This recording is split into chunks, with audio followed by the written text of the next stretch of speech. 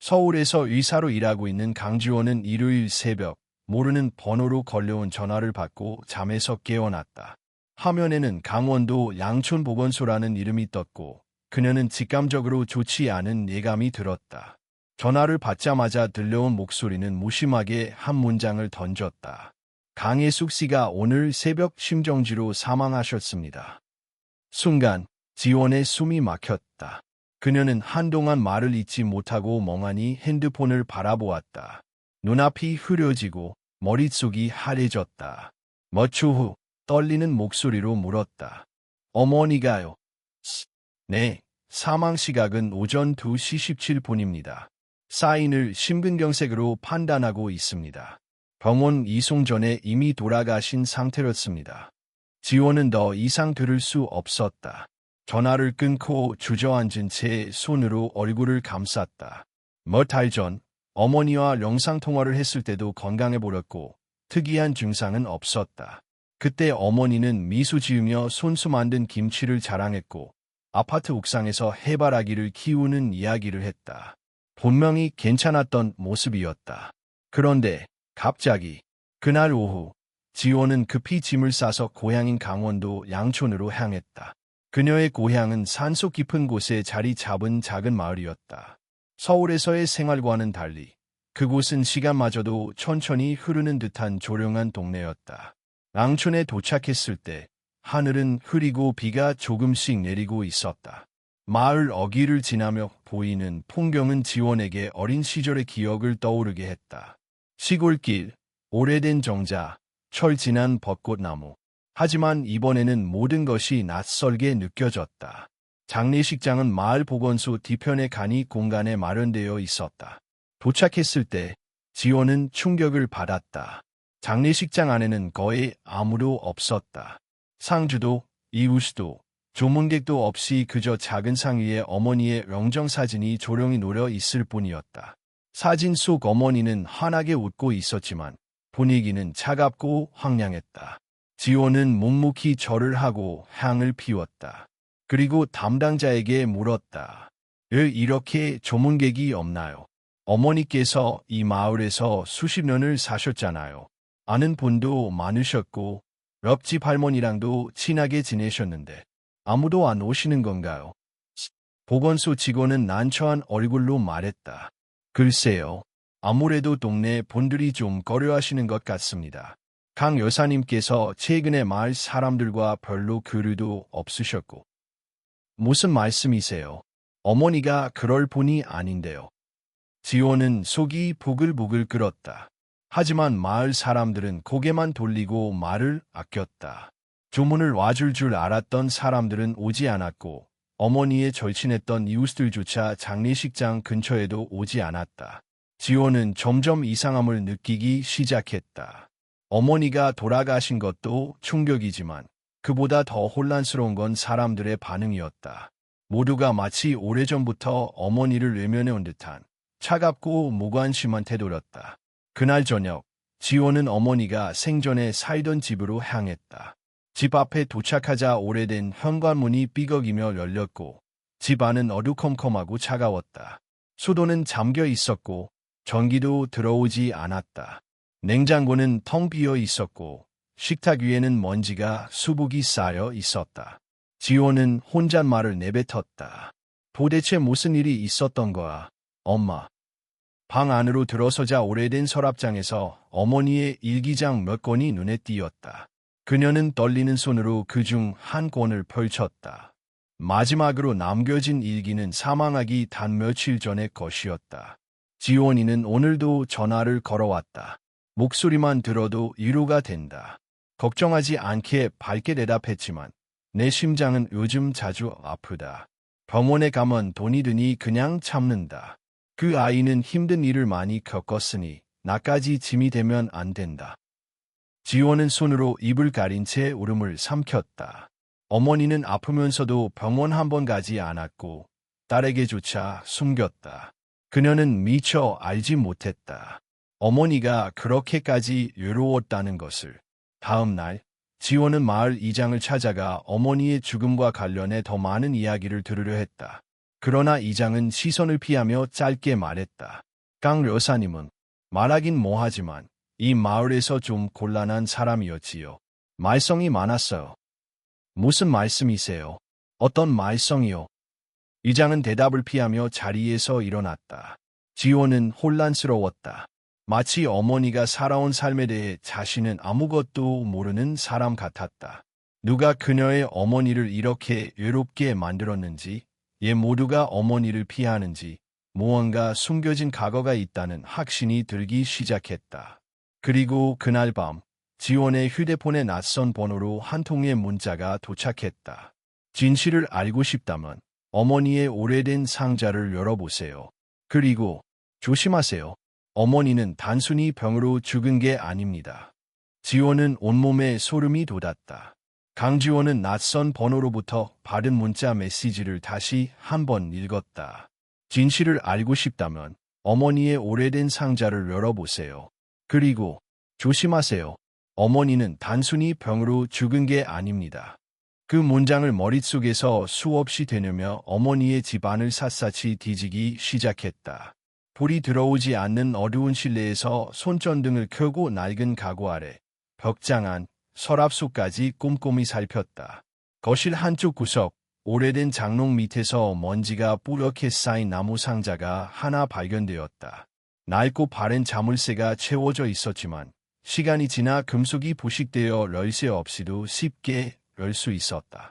상자 안에는 여러 장의 오래된 사진, 오래된 서류 봉투, 그리고 손때가 묻은 천조각으로 감싸진 작은 상자가 하나 더 있었다. 그녀는 조심스럽게 그것을 꺼냈다. 천을 풀자 사라졌다고 생각했던 어머니의 은목걸이가 나타났다. 목걸이에는 미안해, 룽서에 조라는 문구가 작게 새겨져 있었다. 그 순간 지원의 손끝이 떨렸다. 얘 어머니가 이런 문구를 새긴 목걸이를 가지고 있었던 걸까?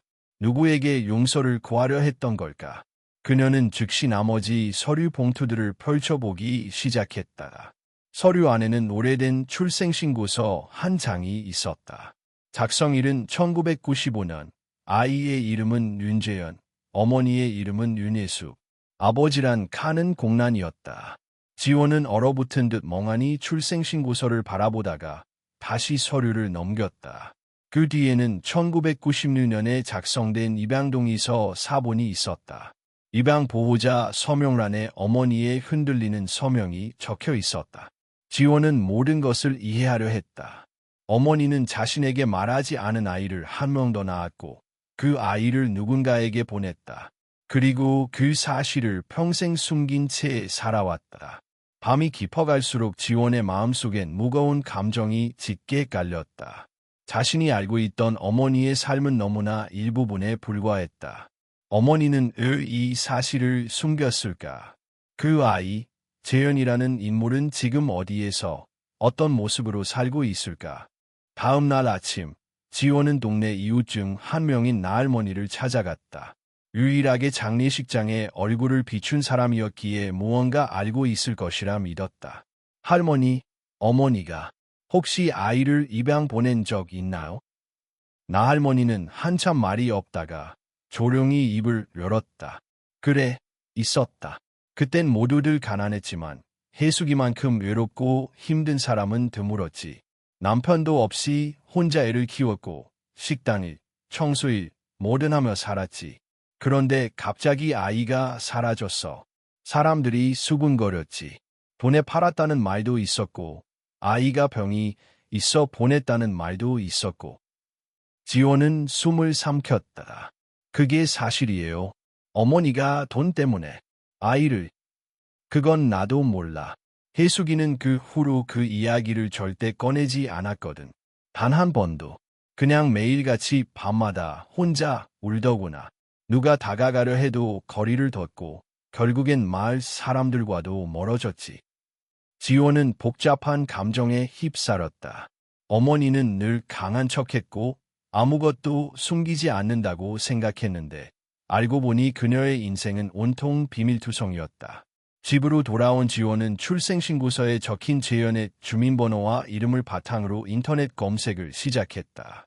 소셜미디어, 뉴스, 법률 포털까지 샅샅이 뒤졌고 마침내 한 사람을 찾아냈다. 윤재현, 29세, 현재 부산의 한 대형 로펌에서 근무 중인 변호사. 지호는 그 이름을 바라보며 깊은 숨을 내쉬었다. 자신에게는 형이 있었고 그 형은 지금 성공한 삶을 살고 있다. 그리고 어머니는 그 형의 존재를 끝까지 감추며 살았다. 그날 밤, 지호는 오랫동안 잠을 이루지 못했다. 목걸이를 손에 쥔 채 어머니의 작은 방에 앉아 밤새도록 과거를 더듬었다. 어머니는 외로웠다. 마을 사람들은 그녀를 냉대했고 자신은 서울에 있었고 형은 잃어버렸다. 그리고 그 모든 고통 속에서 어머니는 단 한마디도 하지 않았다. 지원이 행복하길 바란다는 이유만으로. 다음 날, 지원은 마음을 다잡고 윤재현을 찾아가기로 결심했다. 진실을 마주해야 했다. 어머니의 죽음, 그리고 그녀가 남긴 상처는 이제 과거로 묻어둘 수 없는 것이었다. 부산으로 가는 KTX 안, 지원은 창밖을 바라보며 속으로 되뇌었다. 형이 나를 미워하더라도 어머니의 진실만은 알려줘야 해. 어머니는 그녀에게 남겨진 유산보다 더 큰 무언가를 남겼다. 바로 용서받지 못한 과거였다. 부산에 도착한 강지원은 변호사 사무실 앞에서 몇 번이고 망설였다. 윤재현, 이름 섭자를 되뇌며 건물 입구를 바라봤지만 선뜻 안으로 들어갈 수 없었다. 그 사람은 지금까지 자신이 형제라는 사실도 모르고 있었고 심지어 어머니를 원망하고 있을지도 모른다. 그녀는 주머니 속에서 조심스럽게 어머니의 목걸이를 꺼냈다. 미안해, 용서해줘. 단순한 문구였지만 그 안에 담긴 감정은 헤아릴 수 없는 무게였다. 마침내 결심한 지원은 안내 데스크로 향했다. 이름과 방문 목적을 밝히자 직원은 당황한 표정으로 대답했다. 윤재현 변호사님은 오늘 외근 중이세요. 아마 오후 늦게나 사무실에 복귀하실 겁니다. 지원은 짧게 인사를 하고 건물을 나섰다. 발걸음은 자연스럽게 근처 카페로 향했다. 그녀는 자리에 앉아 핸드폰으로 윤재현에 대해 다시 검색했다. 여러 인터뷰, 법률 칼럼, 텔레비전 토론회 출연 영상까지 쉽게 찾을 수 있었다. 그중 하나, 입양아 출신 변호사 윤재현의 성장 스토리라는 기사 제목이 그녀의 눈길을 끌었다. 기사는 재현이 어릴 적 고아로 자라다 다행히 입양되었고 학업에 매진해 명문대 로스쿨에 진학한 후 현재의 위치에 이르렀다는 내용을 담고 있었다. 기사 말미에 이런 문장이 있었다. 생모에 대한 기억은 거의 없습니다. 가난과 방임 속에서 살았던 것으로 기억합니다. 하지만 지금 부모님은 제게 전부입니다.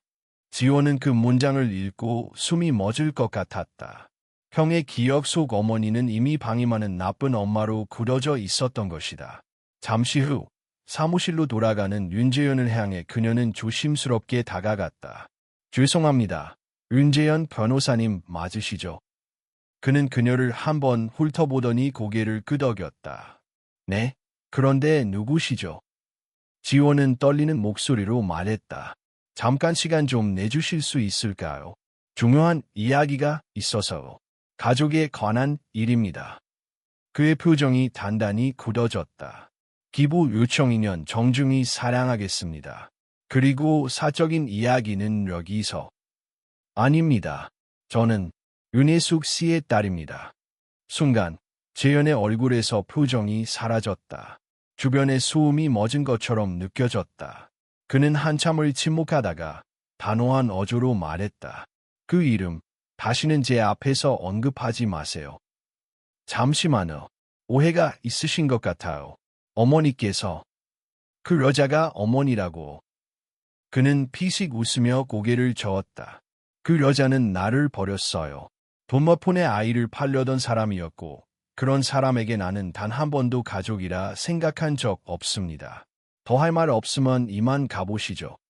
그는 등을 돌려 사무실로 들어가 버렸다. 지원은 아무 말도 할 수 없었다. 형의 뒷모습을 바라보며 그 자리에 멍하니 서 있었다. 다음 날 아침, 지원은 다시 어머니의 집으로 돌아왔다. 마을은 여전히 조용했고 어머니의 집은 이제 완전히 텅 빈 공간처럼 느껴졌다. 그녀는 마루에 앉아 사진들을 다시 꺼내어 펼쳤다. 그중 한 장, 낡은 흑백 사진이 눈에 들어왔다. 어머니가 아주 젊었던 시절 어린 남자아이를 안고 웃고 있는 모습. 그 아이는 분명 윤재현이었다. 지호는 손끝으로 사진을 어루만지며 속삭였다. 엄마, 도대체 무슨 일이 있었던 거예요? 애 그토록 숨기셨어요. 그녀는 그날 밤 다시 어머니의 일기장을 꺼내 읽었다.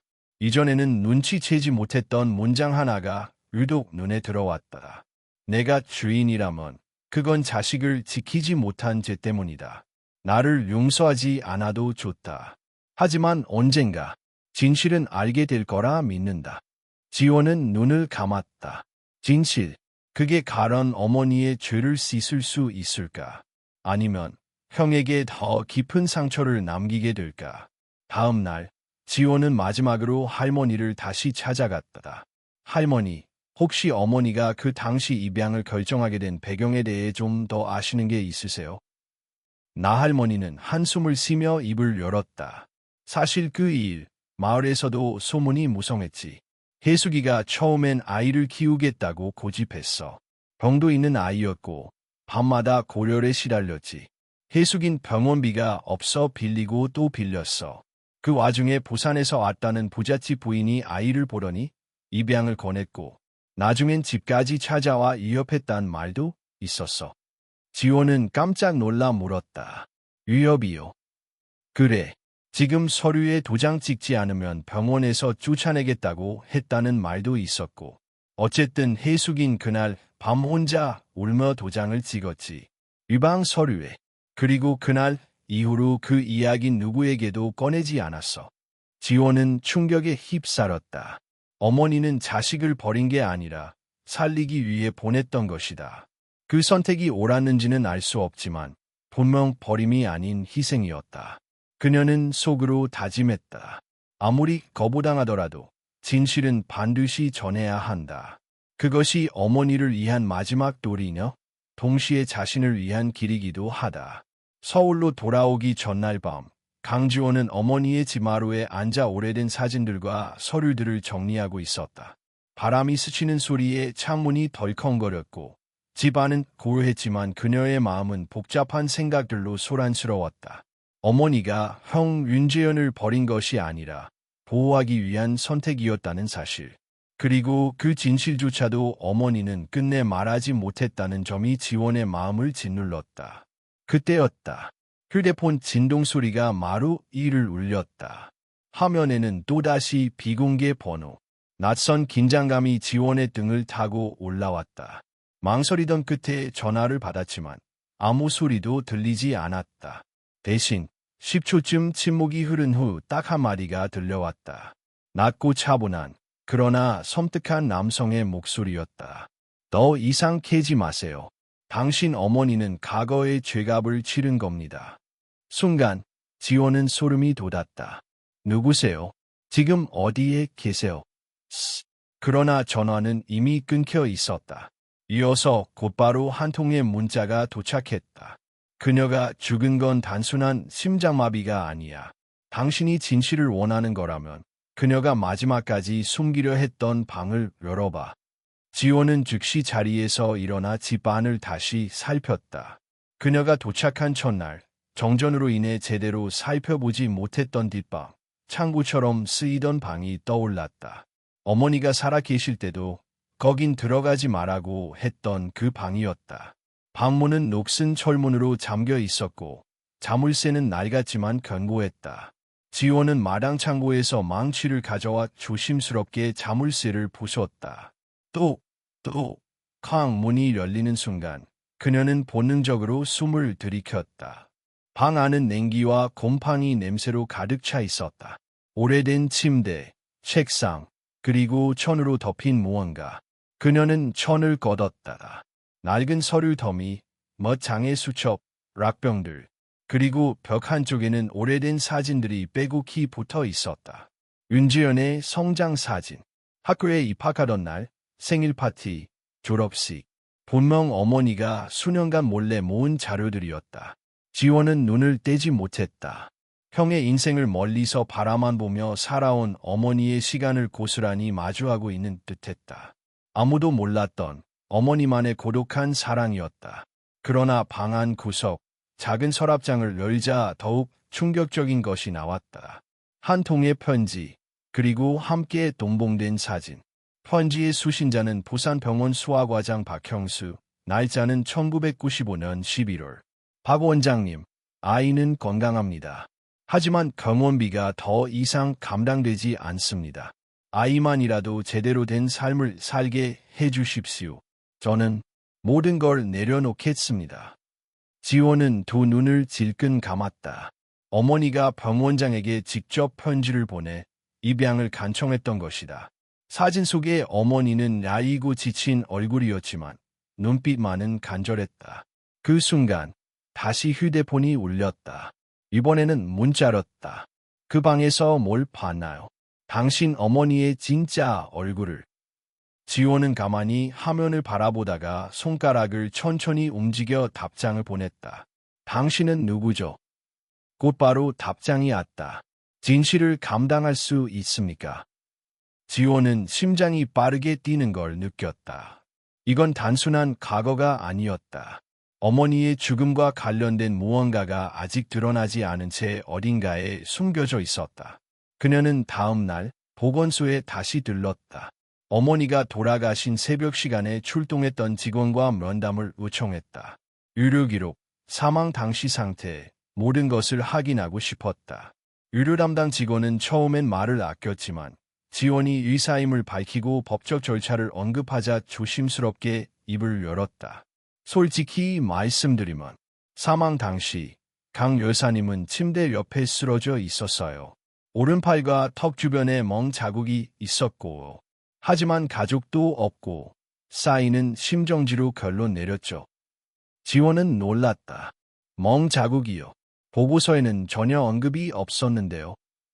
그게 사망 판단을 빨리 내려야 했고 타살 의심이 될 정도는 아니라고 생각했습니다. 지호는 의심이 확신으로 바뀌는 것을 느꼈다. 어머니는 자연사하지 않았다. 누군가의 손에 혹은 누군가의 방치 속에 죽음을 맞이했을 가능성이 있었다. 그녀는 곧바로 경찰서에 방문해 정식으로 부검 및 사망 재조사 요청서를 제출했다. 담당 형사는 냉정한 표정으로 물었다. 정말로 원하시나요? 부검이라는 절차는 유족에게도 상처가 될 수 있습니다. 지호는 고개를 끄덕였다. 상처를 넘어서야 진실에 닿을 수 있다고 생각합니다. 돌아오는 길, 그녀는 다시 한번 어머니의 목걸이를 손에 쥐었다. 차가운 금속이 피부에 닿았지만 마음만큼은 점점 뜨거워지고 있었다. 죽은 자는 말이 없다. 하지만 남겨진 흔적들은 진실을 말해줄 수 있다. 어머니가 지키고자 했던 진심, 그리고 그 진심을 짓밟은 누군가. 그녀는 결심했다. 형 윤재현이 그 진실을 원하든 원하지 않든 끝까지 밝혀낼 것이다. 부검 신청서를 제출한 지 사흘이 지난 날, 강지원은 경찰서에서 한 통의 전화를 받았다. 조사 담당 형사였다. 강지원 씨, 부검 결과가 나왔습니다. 직접 와서 보시는 게 좋겠습니다. 지호는 바로 경찰서로 향했다. 형사는 조용한 조사실 안에서 두꺼운 서류 한 권을 내밀었다. 외부 충격 흔적이 사망 원인에 직접적으로 영향을 준 정황은 없습니다. 하지만 사망 전 몇 시간 사이에 물리적인 접촉이 있었던 건 사실입니다. 오른쪽 팔뚝과 쇄골 부근의 멍, 입술 안쪽의 찢김 흔적 등 모두 누군가와의 충돌 가능성을 시사합니다. 지호는 숨을 삼켰다. 그렇다면 타살로 볼 수 있는 건가요? 형사는 고개를 저었다. 아직 단정할 수 없습니다. 정황 증거만으로는 부족합니다. 하지만 최소한 어머니께서 마지막 순간까지 누군가와 갈등 상황에 있었다는 건 분명하죠. 지호는 머릿속이 혼란스러웠다. 어머니가 그렇게 조용히 세상을 떠난 줄 알았는데 그 마지막 순간에 누군가와 부딪혔다니. 도대체 그 사람은 누구였을까? 그녀는 다시 어머니의 집으로 향했다. 이미 마을에서는 서울서 온 딸이 경찰에 부검 신청까지 했다는 이야기가 퍼져 있었다. 이웃들의 시선은 차가웠지만 더 이상 신경 쓰지 않았다. 집에 도착한 지원은 뒷방에 다시 들어가 어머니가 모아놓았던 윤재현의 사진을 바라보았다. 혹시 어머니와 마지막으로 마주했던 사람이 형일 가능성은 없을까? 그녀는 무언가에 이끌리듯 휴대폰을 꺼내 윤재현의 사무실로 전화를 걸었다. 이번엔 직접 마주하지 않고는 더는 진실에 다가갈 수 없다고 느꼈다. 네, 윤재현 변호사님입니다. 그의 목소리는 차분했지만 차가운 감정이 묻어 있었다. 지원은 용기를 내어 말했다. 저예요. 강지원입니다. 다시 한 번만 만나주시겠어요? 어머니와 관련된 중요한 이야기가 있습니다. 재현은 잠시 침묵하더니 마지못해 대답했다.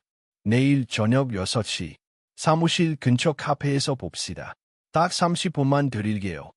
다음 날 카페에서 마주한 두 사람 사이에는 묘한 긴장감이 흘렀다. 지원은 가방에서 어머니의 목걸이를 꺼내 테이블 위에 올려놓았다. 이건 어머니가 남기신 유품이에요. 당신 이름이 적힌 사진들과 함께 이 목걸이를 숨겨두셨죠. 어머니는 평생 당신을 생각하며 살았어요. 재현은 고개를 돌렸다. 사진, 그런 거 전 관심 없어요. 그녀는 날 버렸고 난 그녀 없이도 잘 살아왔습니다. 그게 아니에요. 어머니는 당신을 지키려고 했어요. 병원비도 감당할 수 없었고 당신이 아팠던 시절 아무도 도와주지 않았어요. 그래서 그녀는 선택할 수밖에 없었어요. 재현은 한숨을 내쉬며 묻었다. 그래서 그걸 이제 와서 나한테 말하면 뭐가 바뀌죠? 지원은 조용히 말했다. 어머니가 돌아가시기 전 누군가와 충돌이 있었어요. 일부 충격 흔적이 있었고 경찰이 조사 중이에요. 어쩌면 마지막으로 어머니를 만난 사람이 당신일 수도 있다는 생각이 들어요. 재현은 눈을 가늘게 떴다. 뭐라고? 날 의심하는 겁니까? 의심이 아니라 사실을 알고 싶어요. 혹시 어머니를 마지막으로 본 적이 있나요? 재현은 잠시 말이 없었다. 테이블 위에 놓인 목걸이를 한참 바라보다가 고개를 끄덕였다. 일주일 전 마을에 갔었어요. 우연히 그녀가 사는 집을 찾았고 문을 두드렸죠. 그녀는 날 보고도 아무 말 없이 문을 열어줬어요. 지원의 숨이 멎을 듯했다. 그리고 그냥 말이 오가지 않았어요. 난 그저 물었죠. 얘 날 버렸냐고. 얘 그런 식으로 날 떠밀었냐고. 그녀는 울지도 않았고 사과도 하지 않았어요. 그저 날 바라볼 뿐이었죠.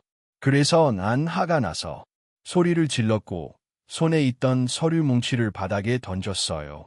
그녀는 깜짝 놀라 뒷걸음질 치다 넘어진 것 같아요. 하지만 그게 다예요. 난 그녀를 때리지 않았어요. 지원은 그 장면을 상상했다.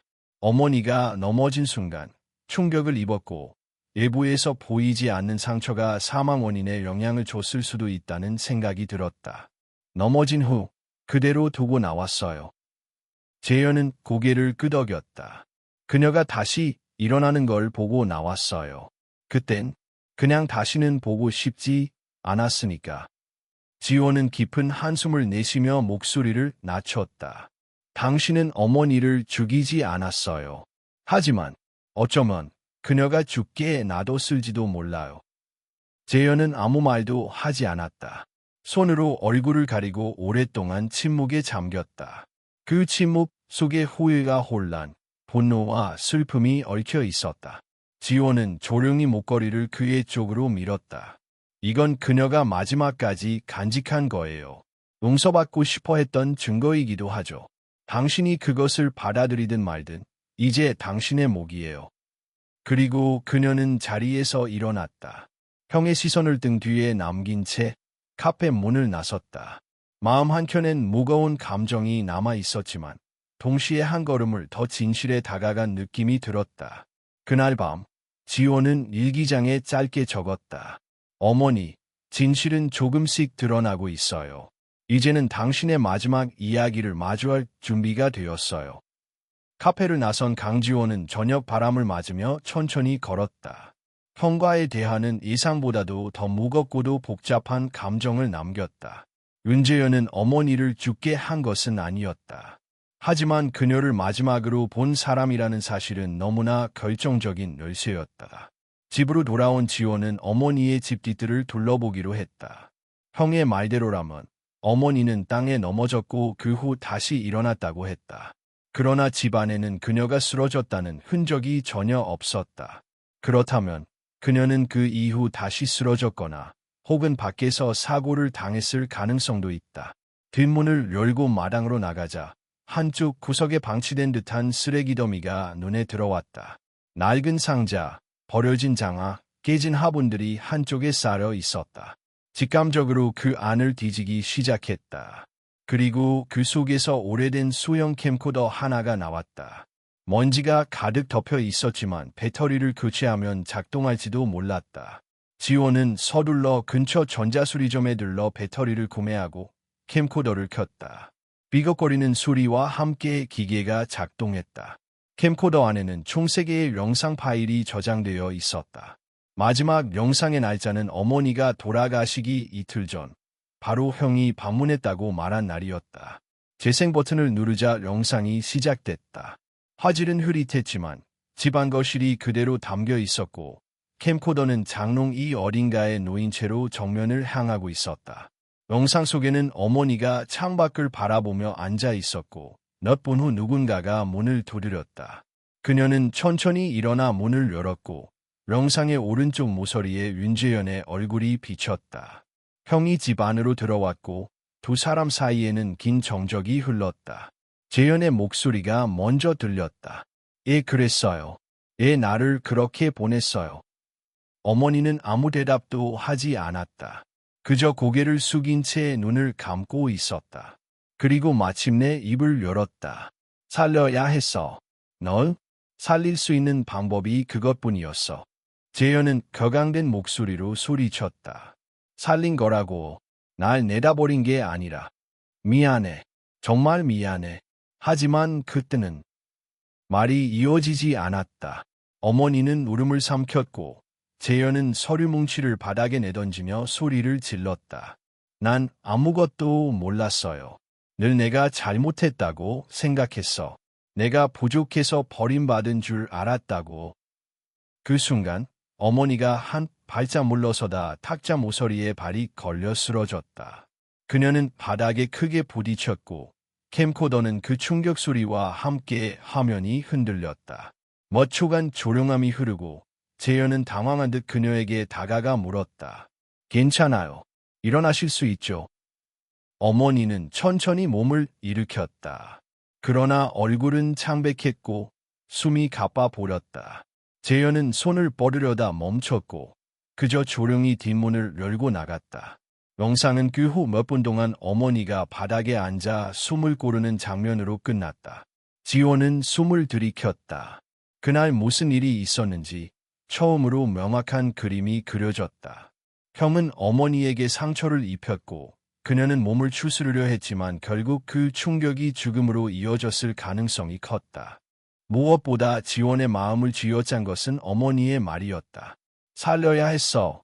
그것은 단순한 변명이 아니라 한 여자의 절박한 모성애였다. 그리고 그 감정을 이해하기에는 윤재현이 지나치게 멀리 와버렸다는 현실이 아프게 다가왔다. 그날 밤 지호는 캠코더 영상을 복사해 하나는 자신이 보관하고 하나는 경찰에 제출하기로 했다. 증거로서의 가치가 있었고 무엇보다 형에게도 보여줘야 할 진실이었다. 다음 날 아침 지호는 윤재현에게 다시 연락을 했다. 이번엔 단도직입적으로 말했다. 형, 꼭 보여드릴 게 있어요. 그리고 이번엔 도망치지 마세요. 며칠 후 다시 만난 두 사람. 지호는 노트북을 꺼내 영상 재생을 시작했다. 형은 무표정하게 화면을 바라보다가 점점 얼굴이 굳어졌다. 자신의 목소리, 자신의 행동, 그리고 어머니의 마지막 모습. 영상이 끝나자 그는 아무 말도 하지 않고 고개를 숙였다. 손이 떨리고 있었고 입술을 꽉 깨문 채였다. 지호는 조용히 말했다. 형은 어머니를 죽인 게 아니에요. 하지만 어머니는 형의 말 한마디, 시선 하나에 무너졌어요. 그녀는 그날부터 다시 일어나지 못했어요. 재현은 끝내 눈물을 참지 못하고 울기 시작했다. 그것은 분노도 원망도 아닌 철저한 후회에서 오는 눈물이었다. 그녀가 날 사랑했다고. 왜 이제야 알게 된 걸까요? 에이. 지원은 목소리를 낮췄다. 이제라도 알았잖아요. 지금이라도 늦지 않았어요. 그날 밤, 륜재현은 어머니가 살던 집을 다시 찾았다. 쓰러졌던 자리를 바라보다 천천히 무릎을 꿇었다. 그는 처음으로 그 누구도 없이 조용히 말했다. 엄마, 미안해요. 이제야 들려요. 엄마 목소리가. 윤재현이 어머니의 집 앞에 무릎을 꿇고 조용히 눈물을 흘리던 그날 밤, 강지원은 경찰서의 마지막 증거로 캠코더 영상을 제출하고 돌아오는 길이었다. 경찰은 해당 영상을 분석하겠다고 약속했지만 형사사건으로 전환하기엔 여전히 명확한 살인의 고의성이 부족하다는 입장이었다. 현재로서는 과실 혹은 방치로 인한 간접적 사망 가능성만 제기됩니다. 하지만 법적으로 책임을 묻기엔 여전히 애매한 경계선입니다. 지호는 형사가 건넨 말의 의미를 곱씹었다. 법은 사실을 따지지만 인간의 마음은 진실을 원한다. 어머니의 마지막 날, 법이 아닌 기억으로라도 풀어야 할 실마리가 남아있다고 그녀는 직감했다. 며칠 뒤, 지호는 다시 양촌 마을을 찾았다. 이번에는 형과 함께였다. 마을 입구에 도착하자 주민들은 두 사람을 멀리서 지켜봤다. 조심스레 고개를 숙이는 사람도 있었지만 대부분은 여전히 냉담했다. 형, 여긴 어머니가 평생을 버티며 살아온 곳이에요. 우리에겐 단지 시골 마을이지만 엄마에겐 세상이었어요. 재현은 말없이 주변을 둘러봤다. 오래된 벽돌집, 잡초가 무성한 골목, 텅 빈 버스, 정류장. 모든 것이 낯설면서도 이상하게 익숙한 기분이 들었다. 두 사람은 어머니가 자주 갔다는 작은 슈퍼마켓으로 향했다. 가게 안에서 일하는 중년의 여성이 지원을 보자 인사를 건넸다. 아, 강씨 따님이죠. 다시 오셨네요. 지원은 조심스럽게 물었다. 혹시 어머니가 돌아가시기 며칠 전 이상한 점을 느끼신 게 있으셨나요? 여성은 고개를 가로타다가 조용히 입을 열었다. 글쎄요. 그날 밤, 그러니까 돌아가시기 바로 전날이었을 거예요. 밤 10시쯤이었나? 강 여사님이 혼자 마당에 서 있었어요. 그런데 누군가와 통화하는 소리가 들렸거든요. 목소리가 작아서 잘 들리진 않았지만 분명히 이렇게 말하는 걸 들었어요. 그녀는 잠시 기억을 더듬었다. 내가 다 말할 거야.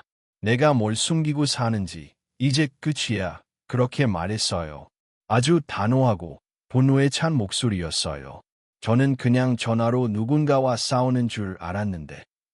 지원과 재현은 눈을 마주쳤다. 그건 분명 형이 다녀간 후의 일이다. 어머니는 단순히 충격만으로 무너진 것이 아니었다. 그녀는 마지막까지 무언가를 폭로하려고 했던 것이다. 지호는 문득 어머니가 생전에 자주 다니던 교회가 떠올랐다. 작은 언덕 위에 위치한 그 교회는 마을 사람들에게는 이안의 장소였지만 어머니는 평소에도 조용히 혼자만의 시간으로 다녀왔었다. 두 사람은 곧장 교회를 찾아가 목사에게 인사를 했다. 중년의 목사는 지원을 보자 얼굴을 밝히며 말했다. 아, 강 자매님 딸이시군요. 어머니께서 매주 수요일 저녁마다 오셔서 조용히 기도하시곤 했어요. 항상 뒤에서 누구보다 오랫동안 기도하시던 분이었죠. 지원은 조심스럽게 물었다. 혹시 어머니가 최근에, 그러니까 돌아가시기 전에 누군가에 대해 상담하시거나 어떤 고민을 털어놓으신 적이 있으신가요? 목사는 잠시 망설이다가 조용히 입을 열었다. 사실, 내 돌아가시기 2주일 전 강 자매님께서 이런 말씀을 하셨어요. 내가 너무 늦게 알아버렸어요. 그 아이의 성공 뒤에 숨겨진 그림자를 내가 떠나기 전에 누군가는 알아야 해요. 재현의 얼굴이 굳어졌다. 그 아이는 분명 자신을 뜻하는 말이었다. 지원은 목사에게 더 구체적인 내용을 요청했지만 그는 고개를 저으며 덧붙였다. 자세한 건 말씀하지 않으셨어요. 하지만 뭔가 깊이 고민하고 계셨던 건 분명합니다. 그리고 그날 이후 다시 오시지 않았어요. 교회를 나서며 재현은 조용히 말했다. 내가 왔던 날, 어머니는 이미 모든 걸 알고 있었던 것 같아. 단순히 내가 나타난 게 아니라 그 전에 뭔가를 확인하신 게 아닐까. 지호는 고개를 끄덕였다. 우리가 알지 못했던 과거, 형의 입양 과정, 어머니가 겪은 협박과 압력. 어쩌면 어머니는 마지막 순간에 그 모든 걸 밝히려 했는지도 몰라. 그때 형의 전화기가 울렸다. 전화를 받은 그는 순간 정색하며 지원에게 속삭였다. 지원아, 방금 경찰에서 전화 왔어. 어머니의 사망 전날 밤 근처 주택의 CCTV에 수상한 인물이 찍혔대. 지원은 숨을 죽였다. 누군데? 재현은 조용히 말했다. 병원장 박형수. 내 입양을 주도했던 그 남자. 순간 두 사람은 마치 시간의 틈을 뚫고 과거로 돌아간 듯한 충격에 휩싸였다. 강지원과 윤재현은 경찰서로 급히 향했다. CCTV 영상 속 인물이 박형수라는 말에 두 사람 모두 심장이 얼어붙는 것 같았다. 박형수, 부산의 유명 병원장. 윤재현이 어릴 적 입양된 병원의 당시 수화과장이자 그 모든 과거의 중심에 있었던 인물이다. 경찰서에 도착한 후 담당 형사는 CCTV 영상을 보여주었다. 화면에는 밤 10시 37분경 한 남성이 모자를 깊게 눌러 쓴 채 어머니의 집 근처 골목길을 빠르게 지나가는 모습이 담겨 있었다. 해상도는 낮았지만 체형과 걸음걸이, 옷차림까지 박형수와 거의 일치했다. 영상의 품질로는 명확한 신원 특정이 어렵지만 동일 인물일 가능성은 충분합니다. 특히 그는 강 여사님의 사망 전 마지막 통화 기록에도 등장합니다. 지원은 숨을 삼켰다. 어머니가 마지막에 통화한 사람이 박형수였다고. 형사는 고개를 끄덕였다. 통화 시간은 밤 10시 5분. 그리고 CCTV에 찍힌 건 그로부터 30분 뒤입니다. 문제는 통화 내용이 저장돼 있지 않다는 점이죠. 재현은 조용히 말했다. 그 사람이 어머니를 찾아갔다면 무언가를 막기 위해서였겠죠.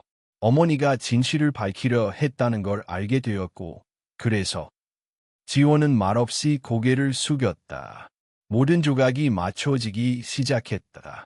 어머니가 형의 존재를 감춘 이유, 평생 죄책감에 시달리며 외롭게 살아온 이유, 마지막까지 말하지 못했던 어떤 진실. 경찰은 박형수에 대한 조사를 시작했지만 그는 이미 모든 질문에 법률 대리인을 통해 답하겠다는 입장을 고수하고 있었다. 언론에 이 사실이 알려지면 병원 이미지에 큰 타격을 입을 것을 우려한 것이다. 며칠 후 윤재현은 개인적인 결심을 내렸다. 그는 기자회견을 자청했고 카메라 앞에 서서 직접 입을 열었다.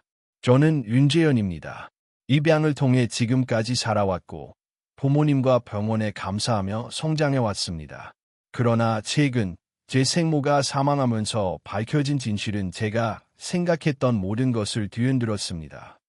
그는 잠시 말을 멈췄다가 다시 이어갔다. 제 어머니는 한때 병원의 압박 아래에서 아들을 포기해야 했고 평생 그 죄책감을 안고 살아오셨습니다. 그녀는 마지막까지 그 진실을 밝히려 하셨고 어떤 세력은 그것을 막으려 했습니다. 저는 더 이상 침묵하지 않겠습니다. 그의 폭로는 즉시 언론의 주목을 받았다.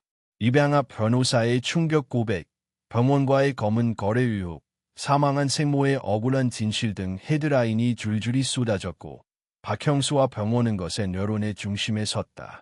병원 측은 곧바로 반박 성명을 내며 모든 과정은 합법적이었다고 주장했지만 이미 여론은 그들에게 등을 돌리고 있었다. 그날 저녁, 지호는 어머니의 집에서 형과 마주 앉았다. 벽에는 아직도 어머니가 붙여두었던 사진들과 손글씨가 그대로 남아 있었다. 조용한 방 안에서 두 사람은 아무 말 없이 앉아 있었다. 형, 어머니는 마지막까지 형을 기다렸던 것 같아요.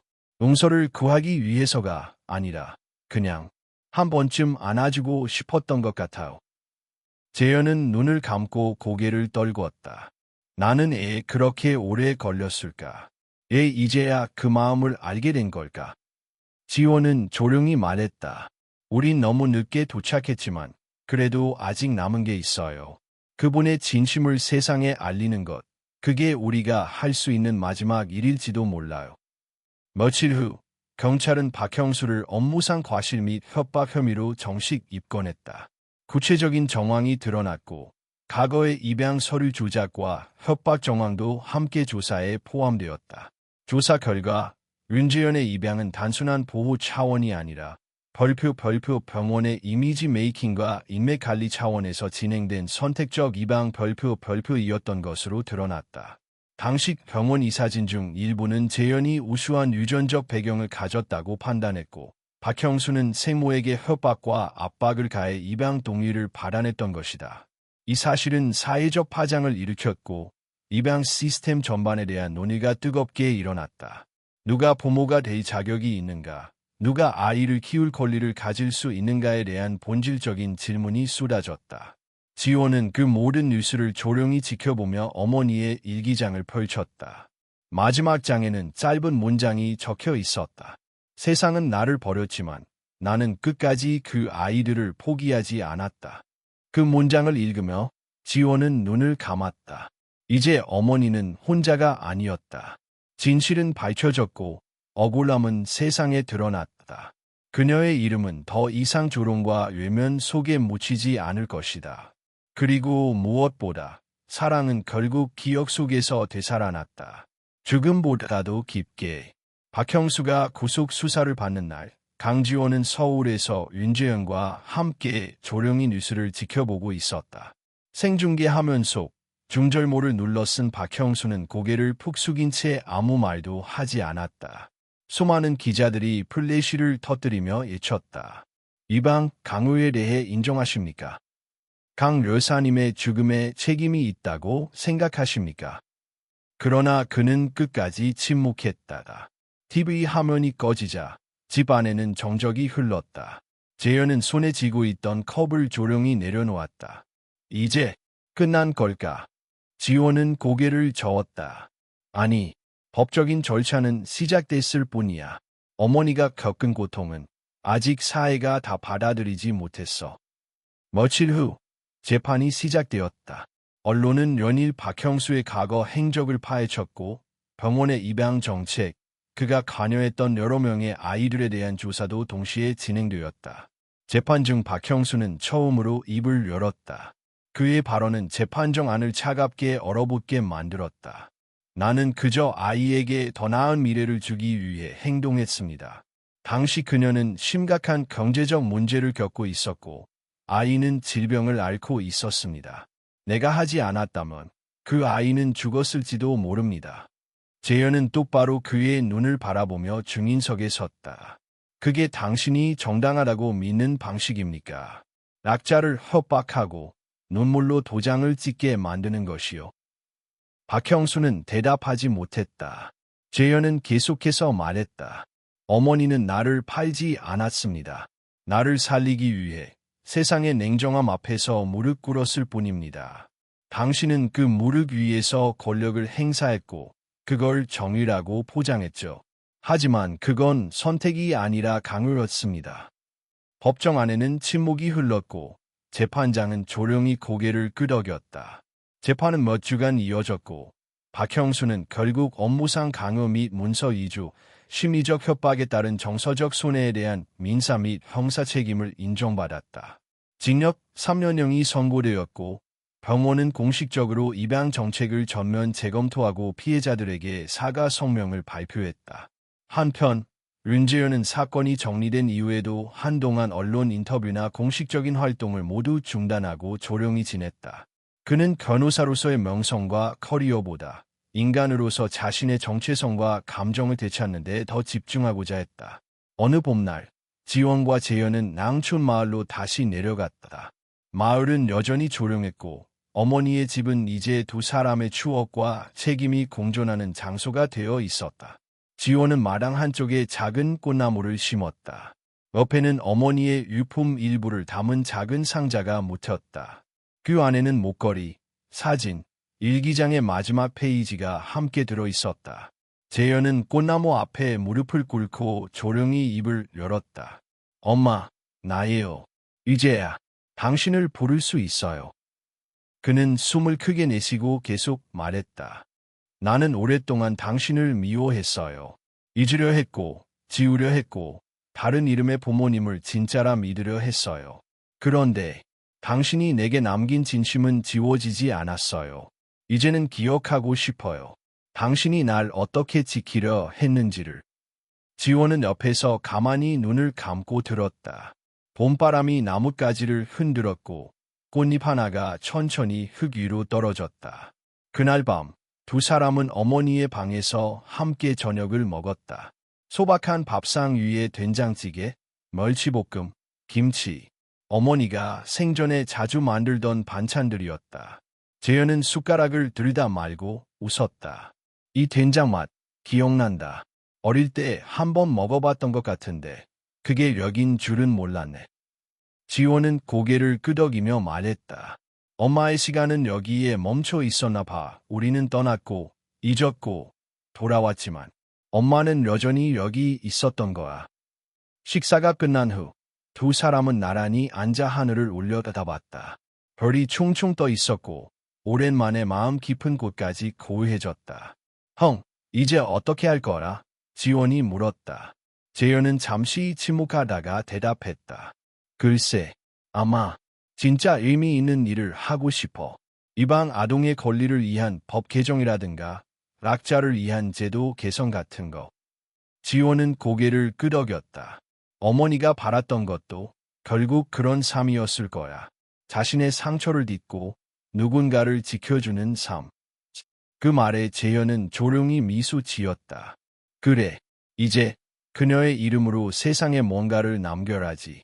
그게 우리가 받은 사랑에 대한 대답이니까. 봄이 지나 여름이 올 무렵 랑촌 마을은 조용한 변화의 바람을 맞이하고 있었다. 강지호는 어머니의 집을 리모델링하러 작은 상담소로 만들 준비를 하고 있었다. 이름은 해숙의 집. 어머니의 이름을 따온 이 공간은 앞으로 입양인, 미혼모, 그리고 가족을 잃은 이들을 위한 열린 쉼터가 될 예정이었다. 은재현은 서울로 돌아가 다시 변호사 활동을 시작했지만 이제는 돈 많은 의뢰인보다 소외된 사람들의 사건을 우선으로 맡았다. 그는 입양 아동보호법 개정 청원에도 동참하며 법조계 안팎에서 의미 있는 변화를 시도하고 있었다. 두 사람의 일상은 전보다 조용했지만 그 안에는 이전과는 다른 무게와 온기가 함께 있었다. 어느 날 지호는 상담소의 개소식을 준비하며 벽에 어머니의 사진을 걸었다. 사진 속 그녀는 조용히 웃고 있었고 그 미소는 마치 이제야 모든 것을 내려놓고 쉬고 있는 듯했다. 개소식 날 마을 사람 몇몇이 조심스레 모습을 드러냈다. 과거 어머니에게 차가웠던 이웃들조차 어딘지 모르게 미안한 눈빛으로 자리를 지켜보았다. 누군가는 조용히 헌화를 했고 누군가는 손을 꼭 잡으며 수고했어요 라고 속삭였다. 지호는 짧게 인사말을 했다. 여기에 계셨던 한 어머니는 삶 내내 침묵 속에서 누군가를 지켜보며 살아오셨습니다. 누구에게도 환영받지 못했지만 그 사랑만은 누구보다 깊었습니다. 이제 그분의 사랑이 또 다른 누군가에게 닿기를 바랍니다. 행사가 끝난 후 지호는 마당에 홀로 앉아 작은 화분 하나를 바라봤다. 거기엔 어머니가 생전에 가꾸던 이름 모를 꽃이 여전히 피어 있었다. 특별할 것 없는 평범한 들꽃이었지만 해가 질 때마다 은은한 향기를 퍼뜨리는 꽃. 그녀는 조용히 속삭였다. 엄마, 당신은 결국 누군가의 삶의 꽃을 피운 사람이었어요. 당신이 지켜낸 그 사랑, 우리가 지켜갈게요. 서울에선 윤재현이 한 청소년 보호기관에서 강연을 하고 있었다. 그는 처음으로 자신의 이야기를 꺼내며 아이들에게 말했다. 나는 과거에 얽매여 살았습니다. 누가 내게 어떤 선택을 했고 어떤 고통을 줬는지에만 집중했죠. 하지만 어느 순간부터 나는 질문을 바꾸었어요. 그 선택의 이면에는 어떤 사연이 있었을까? 그렇게밖에 할 수 없었을까?